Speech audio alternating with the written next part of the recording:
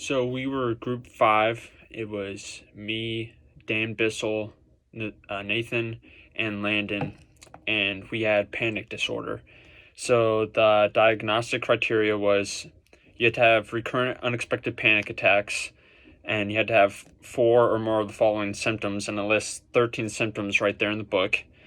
For B, at least one of the attacks has been followed by 1 month or more of both of the following: persistent concern or worry about additional panic attacks or other consequences.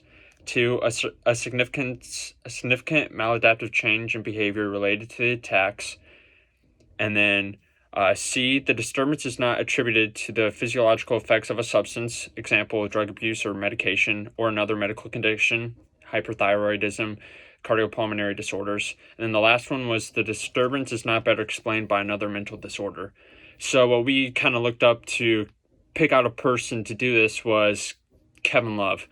If you maybe some of you don't know who Kevin Love is, he's an NBA basketball player. He plays for the Cleveland Cavaliers, and when he was playing a game against it was November 5th, and they were playing against the Hawks. And during one of the timeouts, he remembers that he was having trouble catching his breath. He said, "It was hard to describe, but everything was spinning, like my brain was trying to climb out of my head.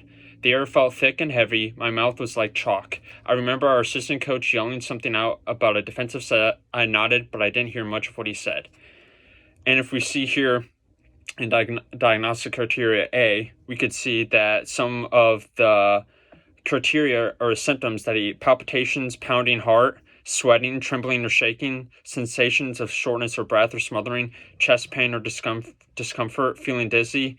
And he was feeling right there, looking back at this article that I'm reading, he was at least feeling four of those. So then we go to diagnostic criteria B. At least one of the attacks has been followed by 1 month or more.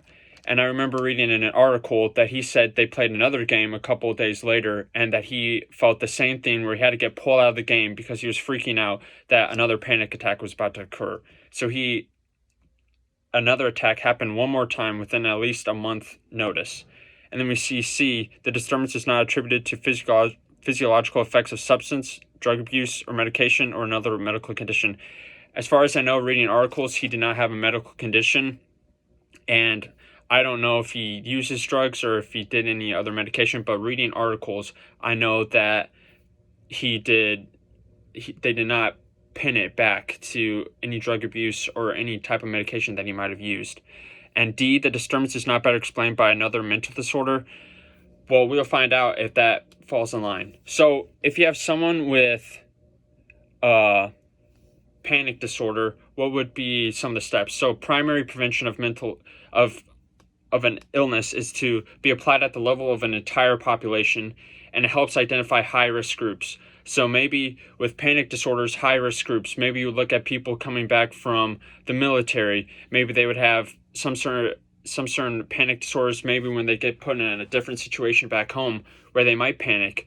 Or maybe you look at people that have higher ranking jobs where they have a lot of pressure put on them to perform well. Kind of like this, the NBA player, Kevin Love. He has a lot of pressure put on him to perform well, and that's how he gets his money. So some ways to do primary prevention: screening. See whenever you get into the test groups, maybe with Kevin Love, screen him to see if he has some of disorders. Maybe he does have a cardiac arrhythmia. Maybe he has COPD, seizures. See if something is wrong. Try to prevent that. So secondary prevention then is designed to directly improve the immediate environment of high risk. So maybe with Kevin Love, if he has a panic disorder, he says that it happens during the game, get him out of a basketball game, which luckily the organization took him out of the basketball game and they sent him to the locker room and let him rest. Like, if someone's in secondary prevention, just don't put them in that situation. Maybe if it's someone working, let them work from home. Maybe they need to take a break. Maybe let them go on a week's vacation. That can be some secondary prevention, is just try to get them out. And then the third one is the tertiary, and it's prevention of the relapse. So it's individuals or groups which have previously expressed mental illness while experiencing remission. So luckily what the Cavaliers did with Kevin Love is they ended up sending him to a therapist, and he said that this therapist helped him, and they found out that one of the problems was that he was having problems with this mental disorder happened to be with his grandma that died a couple months before the game, and he just said everything that came up with that this grandma dying, that it weighed heavily on him. So ways that you could do prevention is what the Cavs did, is send him to a therapist. Take him out of an extended period of time with the NBA. Just let him work things out. That's some ways that you can work with the panic disorder. And kind of going back to what we've been doing with this whole entire class, going back to a quote that Kevin Love said, especially with any disorder, and specifically panic disorders, everyone is going through something that we can't see. Mental health isn't just an athlete thing. What you do for a living doesn't have to define who you are. This is an everyone thing.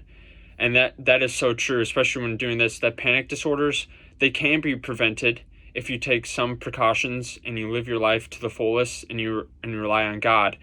But the main thing is to just know that if you're going through a disorder, that you might not be the only one, and that everyone is going through something.